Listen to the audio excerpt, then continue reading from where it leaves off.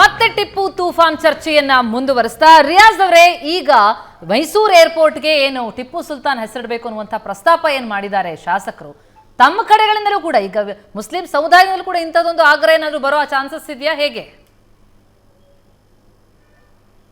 Madam ಒಂದು ನಿಮಿಷ ಮಾತಾಡ್ತೀನಿ, ನನಗೆ ಪೂರ್ತಿ ಟೈಮ್ ಬೇಕು. ಖಂಡಿತ ಮಾತಾಡಿ ಸರ್.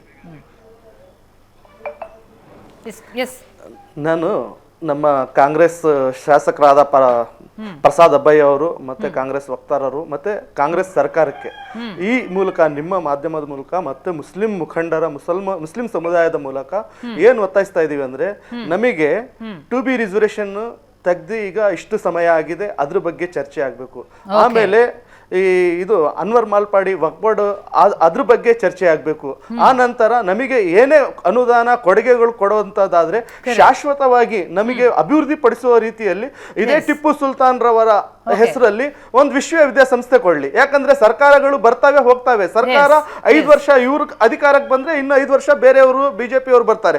ನಮಗೆ ಅಭಿವೃದ್ಧಿ ಪಡಿಸುವಂತ ರೀತಿಯಲ್ಲಿ ಅನುದಾನಗಳು ಯೋಜನೆಗಳನ್ನು ರೂಪಿಸಲಿ ಅಂತ ನಾನು ನಮ್ಮ ಸಮುದಾಯದ ಮೂಲಕ ಒತ್ತಾಯಿಸ್ತಾ ಇದ್ದೀನಿ. ಯಾಕಂದ್ರೆ ಶಾಶ್ವತವಾಗಿ ಪರಿಹಾರ ಬೇಕು. ನೀವು ನಿಜಕ್ಕೂ ಏನು ಬೇಕು ಅನ್ನೋದ್ರ ಬಗ್ಗೆ ಮಾತನಾಡಿದ್ರೆ, ಯಾಕಂದ್ರೆ ವಿವಾದ ಸೃಷ್ಟಿಸೋದ್ರಿಂದ ಏನು ಕೂಡ ಅಲ್ಲಿಂದ ಪರಿಹಾರ ಏನು ಸಿಗಲ್ಲ, ಪರಿಣಾಮಗಳಾಗೋದು ಏನು ಕಂಡು ಬರಲ್ಲ. ಎಸ್ ಪ್ರಸಾದ್ ಗೌಡ್ರೆ, ಈಗ ರಿಯಾಜ್ ಅಹಮದ್ ಅವರು ವ್ಯಾಲಿಡ್ ಪಾಯಿಂಟ್ ಅನ್ನು ಹೇಳಿದ್ರು, ಬೇಕಿದ್ದೇನು ಮೈಸೂರು ಏರ್ಪೋರ್ಟ್ಗೆ ಟಿಪ್ಪು ಸುಲ್ತಾನ್ ಹೆಸರಿಟ್ಟಾಕ್ಷಣ ಆ ಸಮುದಾಯಕ್ಕೇನು ಅಲ್ಲಿಂದ ಬೆಳವಣಿಗೆ ಆಗಲ್ಲ, ಅವರ ಅಭಿವೃದ್ಧಿಗೆ ನಿಜಕ್ಕೂ ಆ ಸಮುದಾಯಕ್ಕೆ ಏನಾದರೂ ಕೊಡುಗೆ ಕೊಡಬೇಕು ಅಂತಂದ್ರೆ ಹೆಸರಿಡೋದಲ್ಲ ಅನ್ನೋದು.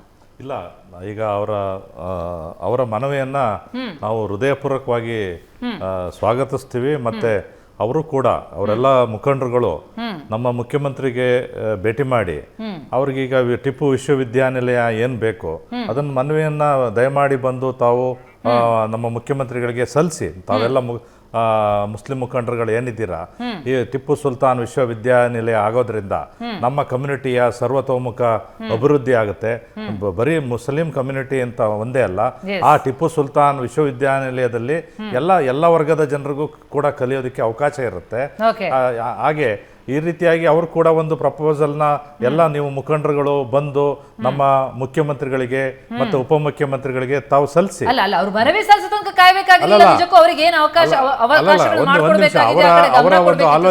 ಅವರ ಆಲೋಚನೆ ಈಗ ಉನ್ನತ ಮಟ್ಟದ್ದಾಗಿದೆ, ನಾವು ಅದನ್ನ ಸ್ವಾಗತಿಸ್ತೀವಿ.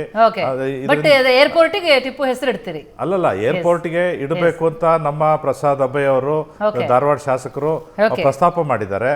ಅವರು ಪ್ರಸ್ತಾಪ ಮಾಡಿರೋದು ಏನು ತಪ್ಪಿಲ್ಲ. ಯಾಕೆಂದ್ರೆ ಟಿಪ್ಪು ಸುಲ್ತಾನ್ ಒಬ್ಬ ಸ್ವಾತಂತ್ರ್ಯ ಹೋರಾಟಗಾರ, ಅದನ್ನ ಗಮನದಲ್ಲಿಟ್ಕೊಂಡು ಮೈಸೂರಿನ ಹುಲಿ ಅಂತ ಹೆಸರು ಪಡೆದಂತವರು, ಮೈಸೂರಿನ ಹುಲಿ ಅಂತ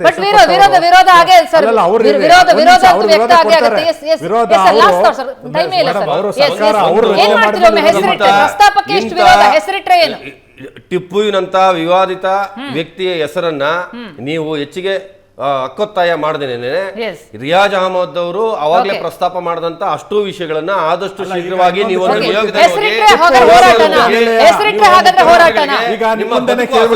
ನಿಟ್ಟಿನಲ್ಲಿ ಶಾಶ್ವತ ಪರಿಹಾರಗಳಿಗೆ ನೀವು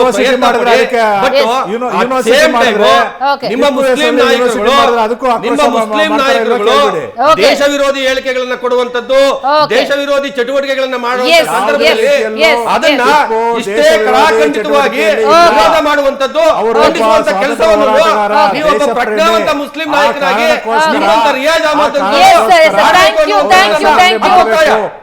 ಮೂವರಿಗೂ ಕೂಡ ಚರ್ಚೆಯಲ್ಲಿ ಭಾಗಿಯಾಗಿದೆ. ರಿಯಾಜ್ ಅವರು ತಮಗೂ ಕೂಡ ಧನ್ಯವಾದ ಚರ್ಚೆಯಲ್ಲಿ ಭಾಗಿಯಾಗಿದೆ. ಒಟ್ಟಾರೆ ಈಗ ಮೈಸೂರು ಏರ್ಪೋರ್ಟ್ಗೆ ಟಿಪ್ಪು ಸುಲ್ತಾನ್ ಹೆಸರಿಡುವ ಪ್ರಸ್ತಾಪಕ್ಕೆ ಇಷ್ಟು ವಿರೋಧ ಅಂತಂದ್ರೆ ಒಂದೊಮ್ಮೆ ಇಡೋದಿಕ್ಕೆ ಮುಂದಾದಲ್ಲಿ ಮುಂದೇನು ಅನ್ನೋದು ಒಂದು ದೊಡ್ಡ ಪ್ರಶ್ನೆಯಾಗುತ್ತೆ. ಹಾಗಾಗಿ ಸರ್ಕಾರ ಯಾವ ರೀತಿಯ ನಿರ್ಧಾರಕ್ಕೆ ಬರುತ್ತೆ, ಜೊತೆಗೆ ಇದು ಕೇಂದ್ರಕ್ಕೆ ಕಳಿಸಬೇಕಾಗತ್ತೆ. ಒಂದು ಏರ್ಪೋರ್ಟ್ ಹೆಸರಿಡಬೇಕು ಅಂತಂದ್ರೆ ಕಾಂಗ್ರೆಸ್ ಸರ್ಕಾರ ನಿರ್ಧಾರ ಮಾಡಿಬಿಟ್ರೆ ಆಗಲ್ಲ, ಅದು ವಿಮಾನಯಾನ ವಿಚಾರಕ್ಕೆ ಇಲಾಖೆಗೆ ಬರುವಂತಹ ಹಿನ್ನೆಲೆಯಲ್ಲಿ ಅಲ್ಲಿ ಕಳಿಸಿದ ಮೇಲೆ ಅಲ್ಲಿ ಯಾವ ರೀತಿಯಾದಂತಹ ಒಂದು ನಿರ್ಣಯ ಆಗುತ್ತೆ ಅನ್ನೋದ್ರ ಬಗ್ಗೆ ಬಹುಶಃ ಮುಂದಿನ ದಿನಗಳು ಉತ್ತರ ಕೊಡುತ್ತೆ ಅನ್ಸುತ್ತೆ.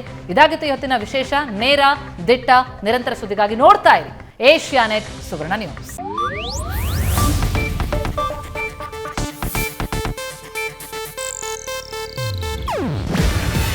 ಇದು ಏಷ್ಯಾನೆಟ್ ನ್ಯೂಸ್ ನೆಟ್ವರ್ಕ್ ಪ್ರಸ್ತುತಿ.